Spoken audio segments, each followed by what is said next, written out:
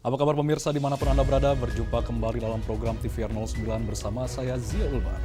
Dan saya Angga Noktarini pemirsa, dalam 30 menit ke depan kami akan sajikan kepada Anda sejumlah berita nasional khususnya dari sudut pandang DPR RI sebagai referensi Anda dalam memahami dinamika politik, hukum, ekonomi, sosial, dan juga budaya yang ada di Indonesia. Dan pemirsa, inilah TVR 09 selengkapnya.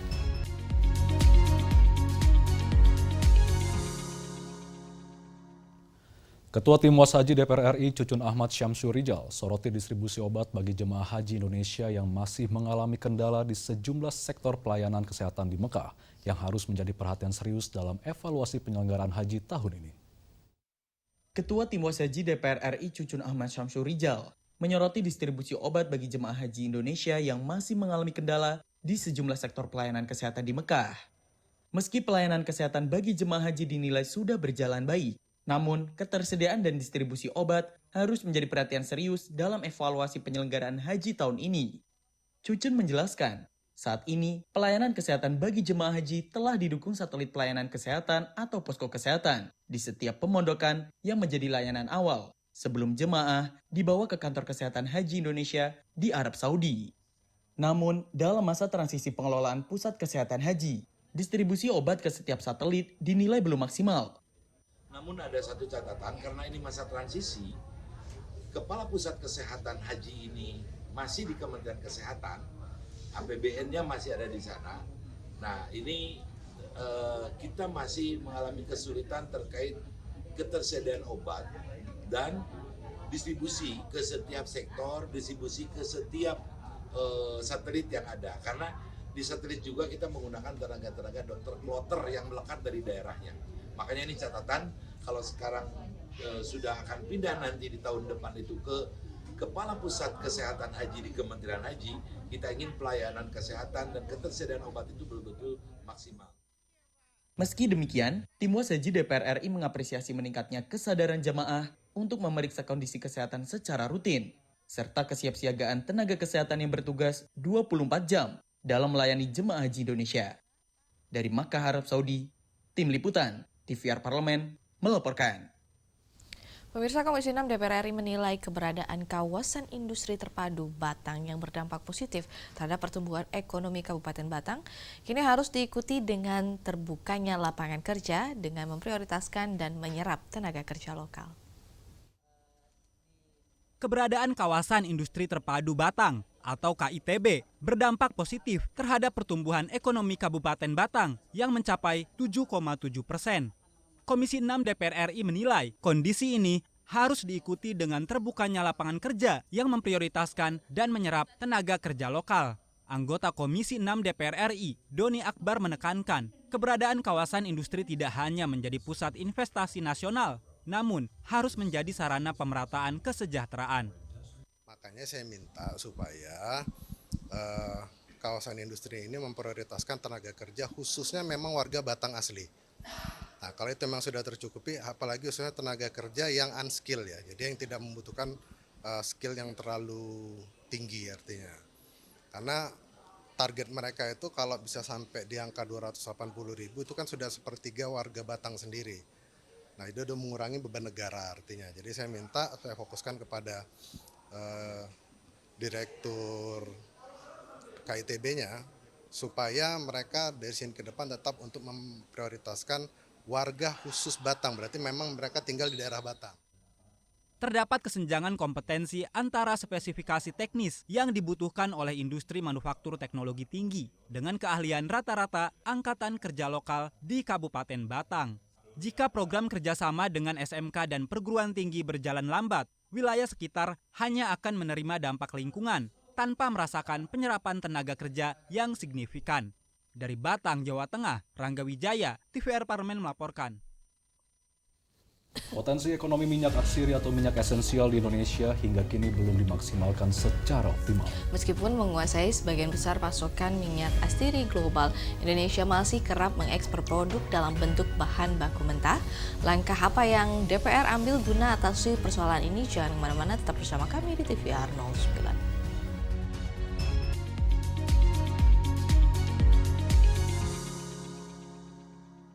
kalau sakit sampai 2 minggu on off kayak gitu kira-kira? Ya kalau 2 minggu gitu sih bisa jadi karena virus ya. Tadi sempat periksa dulu. Oh gitu. Puskesmas. Oh gitu. Agak menggigil. Gigil ya? Agak flu.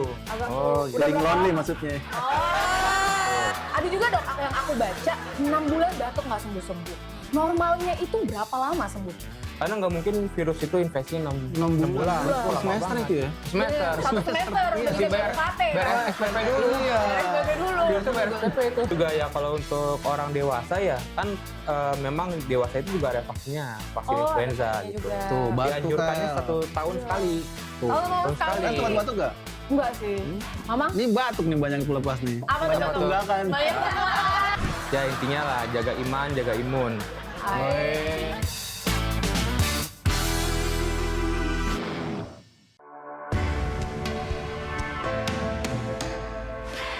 Dari ruang sidang Senayan, Jakarta, menyajikan liputan langsung kinerja DPR RI.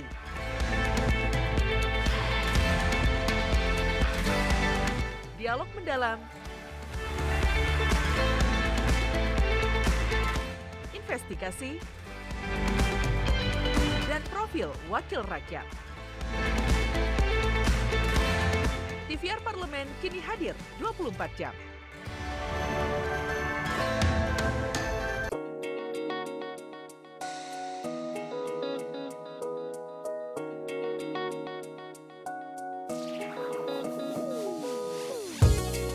Kehadiran mereka tidak hanya mewakili suara perempuan, tetapi juga membawa perspektif yang beragam serta pengalaman hidup yang unik ke dalam proses pembuatan kebijakan.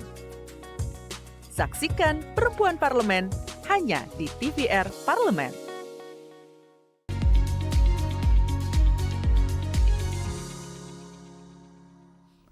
Pemirsa, Komisi 7 DPR RI dorong Kementerian Perindustrian percepat program hilirisasi agar industri atsiri nasional bisa tumbuh menjadi industri yang matang dan berdaya saing tinggi. Potensi ekonomi minyak atsiri atau minyak esensial di Indonesia hingga kini belum dimaksimalkan secara optimal.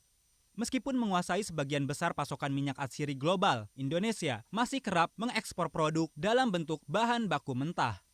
Komisi 7 DPR RI mendorong Kementerian Perindustrian untuk mempercepat program hilirisasi agar industri atsiri nasional bisa tumbuh menjadi industri yang matang dan berdaya saing tinggi.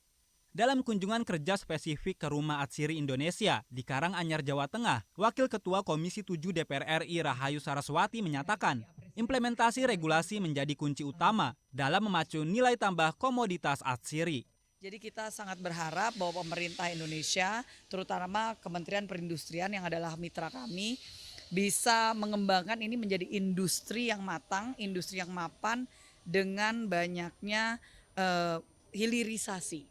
Kita harus melakukan hilirisasi supaya kita tidak mengekspor bahan baku saja, tetapi yang sudah diolah menjadi essential oil yang bisa digunakan oleh masyarakat umum. Dan kita melihat bahwa tahun 2024 sebenarnya kita pernah ekspor kita itu menghasilkan 260 juta dolar. Itu sampai berapa triliun rupiah hanya dari minyak atsiri, tetapi masih bahan baku. Nah ini kan kita harus ubah supaya nilai tambahnya itu nyata. Lebih lanjut, Rahayu menegaskan, dengan langkah hilirisasi yang terintegrasi, industri minyak atsiri diharapkan mampu menjadi salah satu penopang utama pertumbuhan ekonomi nasional. Dari Karanganyar, Jawa Tengah, Afif Anwar, TVR Parlemen melaporkan. Puluhan cagar budaya Kota Cirebon saat ini masih menghadapi tantangan dalam perawatan dan juga renovasi bangunan bersejarah. Kini Komisi 7 DPR RI menegaskan pentingnya pelestarian situs budaya agar warisan sejarah para pendahulu tetap terjaga, serta dapat dimanfaatkan sebesar-besarnya untuk kepentingan masyarakat. Puluhan cagar budaya di Kota Cirebon saat ini masih menghadapi tantangan dalam perawatan dan renovasi bangunan bersejarah. Komisi 10 DPR RI menegaskan pentingnya pelestarian situs budaya agar warisan sejarah para pendahulu tetap terjaga serta dapat dimanfaatkan sebesar-besarnya untuk kepentingan masyarakat. Anggota Komisi 10 DPR RI, Dedi Wahidi mengungkapkan, sebagian bangunan bersejarah di Cirebon memerlukan renovasi karena kondisinya mulai memprihatinkan. Menurutnya, pelestarian cagar budaya membutuhkan dukungan bersama, yakni pemerintah pusat, pemerintah daerah, akademisi, swasta, dan BUMN. Ya, pada intinya supaya cagar budaya yang ada di sini dimanfaatkan, dirawat sebesar-besarnya untuk kepentingan masyarakat Kota Cirebon dan sekitarnya. Saya selalu mendorong dan meminta kepada Pak Menteri agar tersedianya cukup anggaran untuk merawat, menjaga, tapi tentu ya nggak cukup dari kementerian, dari semua pihak. Wali Kota Cirebon Effendi Edo berharap dukungan dari Komisi 10 DPR RI dapat memperkuat upaya pelestarian budaya sehingga identitas sejarah Kota Cirebon tetap terjaga di masa mendatang.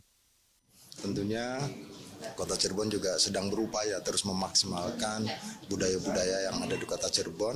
Tentunya ada Komisi 10 DPR RI yang membantu kami di Kota Cirebon, ini sangat bermanfaat luar biasa.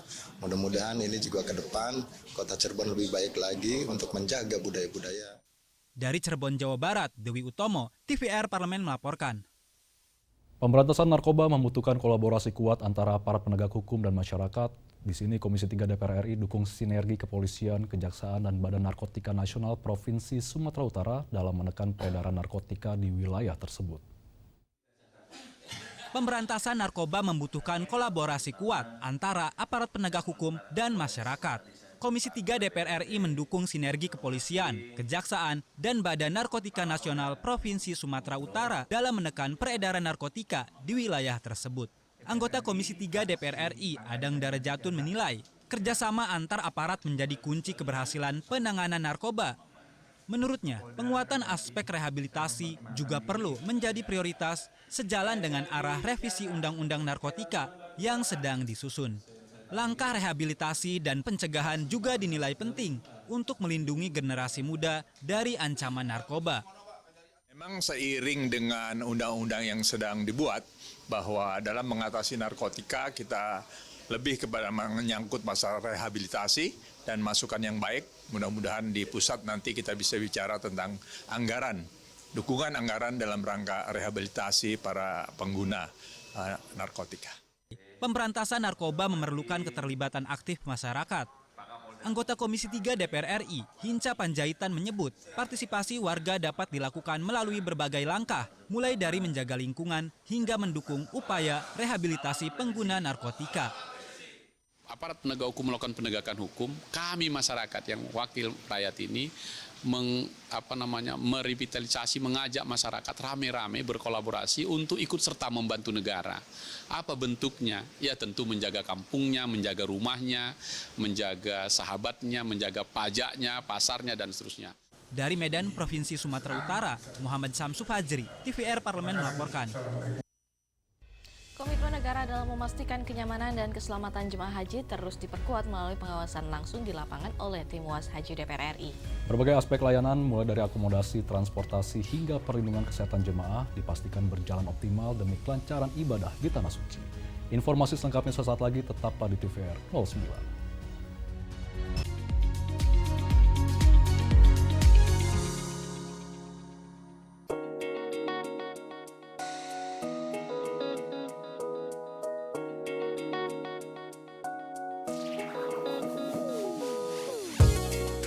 Kehadiran mereka tidak hanya mewakili suara perempuan, tetapi juga membawa perspektif yang beragam serta pengalaman hidup yang unik ke dalam proses pembuatan kebijakan. Saksikan Perempuan Parlemen hanya di TVR Parlemen. Yuk kita kenalan dengan anggota DPR RI periode tahun ini. Dari depan kursi, di balik kursi. Gini, di balik kursi. Aku ingin menjadi sesuatu yang mungkin bisa kau rindu. Acap kahiji, rukun sakabena. Itulah pokok nama. Semakin penasaran kan bagaimana kiprah karir politiknya? Hanya di TVR Parlemen.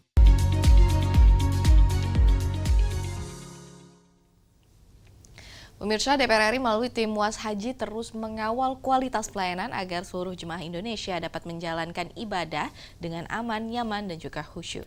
Sinergi antara pemerintah dan seluruh petugas haji menjadi kunci untuk menghadirkan pelayanan terbaik bagi para jemaah. Kita akan simak liputan mendalam yang telah dikemas tim redaksi TVR Parlemen dalam segmen editorial Parlemen berikut ini.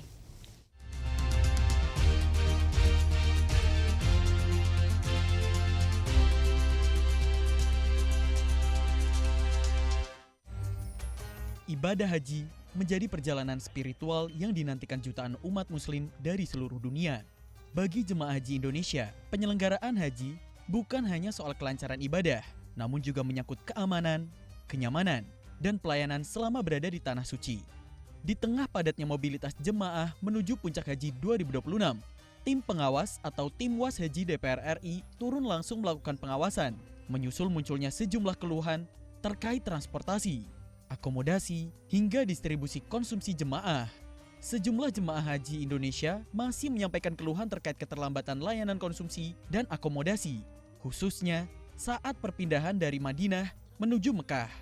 Kondisi ini banyak terjadi pada jemaah susulan, jemaah pengganti, maupun jemaah yang mengalami perubahan data keberangkatan. Permasalahan tersebut terjadi akibat belum optimalnya sinkronisasi data jemaah antara Indonesia dan Arab Saudi.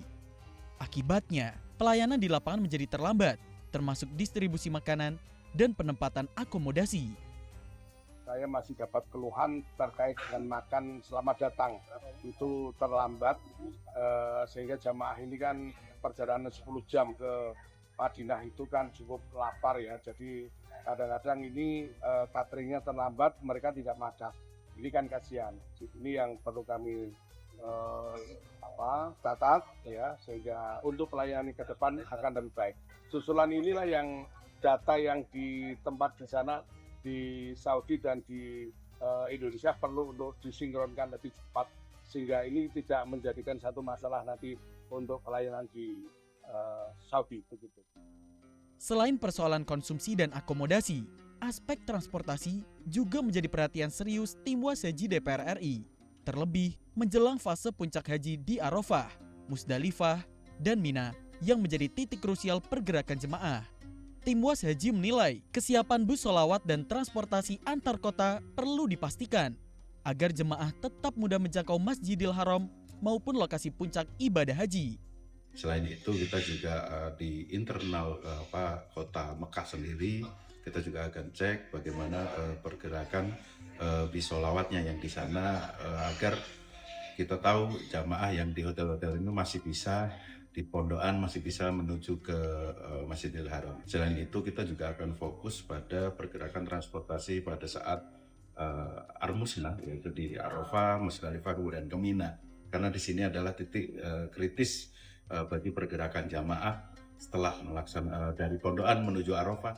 Meningkatnya jumlah jemaah lansia dan difabel menjadi tantangan tersendiri dalam penyelenggaraan haji tahun ini. Pelayanan tidak hanya berkaitan dengan fasilitas, tetapi juga pendekatan humanis dan perlindungan terhadap kelompok rentan. Tim Was Haji DPR RI menekankan, jemaah lansia, difabel, dan perempuan harus mendapatkan pendampingan khusus, termasuk dalam aspek transportasi, keamanan, dan komunikasi psikologis selama berada di Tanah Suci. Pengawasan juga akan dilakukan terhadap rute dan titik pemberhentian bus, terutama bagi jemaah lansia dan difabel. Jarak dari terminal menuju Masjidil Haram menjadi faktor penting yang menentukan kenyamanan jemaah dalam menjalankan ibadah. Kita pastikan jumlah petugas yang melayani lansia itu harus betul-betul mengedepankan komunikasi secara psikologis, penghormatan terhadap orang-orang tua dengan cara-cara yang lebih humanis. Kebetulan kami akan datang ke Madinah dulu dan itu akan memastikan bahwa perpindahan antara jamaah haji dari Madinah ke Mekah itu boleh betul-betul harus lancar. Itu akan kita pastikan seluruh transportasi itu betul-betul aman, nyaman. Penyelenggaraan haji tidak hanya menuntut kelancaran logistik dan transportasi, tetapi juga kehadiran pelayanan yang humanis dan berpihak pada jemaah. Di tengah tingginya mobilitas dan padatnya aktivitas di Tanah Suci, pengawasan menjadi langkah penting untuk memastikan hak dan kenyamanan jemaah haji Indonesia tetap terpenuhi. Melalui penguatan sinergi antara pemerintah, khususnya Kementerian Haji dan Umroh, dengan tim Was Haji DPR RI, penyelenggaraan haji 2026 diharapkan dapat berjalan lebih baik, aman, nyaman, dan memberikan pelayanan yang inklusif bagi seluruh jemaah Indonesia.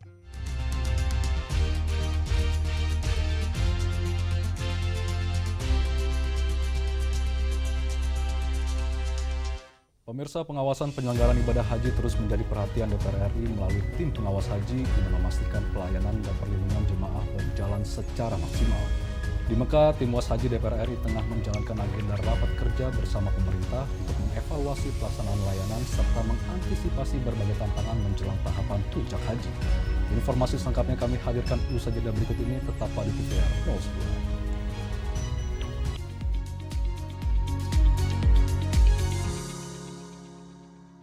Kalau sakit sampai 2 minggu on off kayak gitu kira-kira? Ya kalau 2 minggu gitu sih bisa jadi karena virus. Tadi sempat periksa dulu. Oh gitu. Oh, juga menggigil. Gigi ya? Agak flu. Oh, Sering lonely maksudnya. Ada juga dok yang aku baca 6 bulan batuk nggak sembuh-sembuh. Normalnya itu berapa lama sembuh? Karena nggak mungkin virus itu infeksinya 6 bulan. Semester itu ya? Semester. Satu semester, udah bayar SPP dulu. Iya. SPP dulu. Biasa bayar SPP itu. Juga ya kalau untuk orang dewasa ya kan memang dewasa itu juga ada vaksinnya, vaksin influenza gitu. Tuh, batuk dianjurkannya kayak 1 tahun sekali. Tuh. Oh, sekali. Kan batuk nggak? Enggak sih. Mama? Ini batuk nih banyak yang lepas nih. Apa tuh? Banyak tunggakan. Ya intinya lah jaga iman, jaga imun.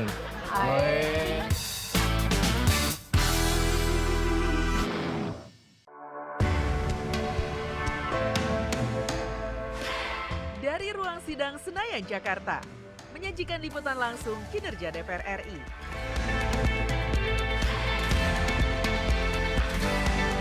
Dialog mendalam,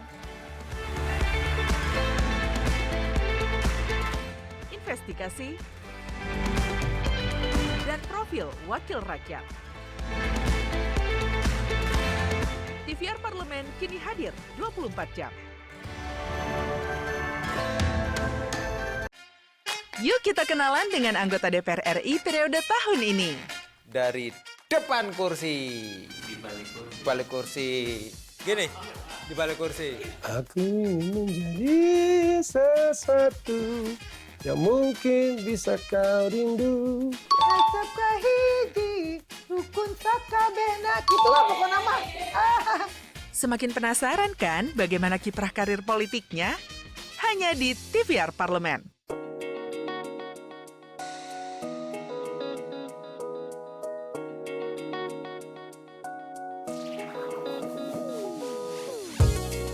Kehadiran mereka tidak hanya mewakili suara perempuan, tetapi juga membawa perspektif yang beragam serta pengalaman hidup yang unik ke dalam proses pembuatan kebijakan. Saksikan Perempuan Parlemen hanya di TVR Parlemen.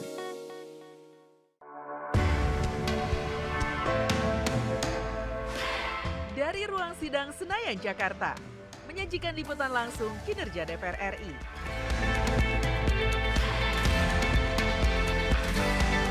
Dialog mendalam, investigasi,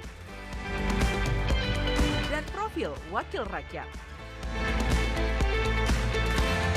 TVR Parlemen kini hadir 24 jam.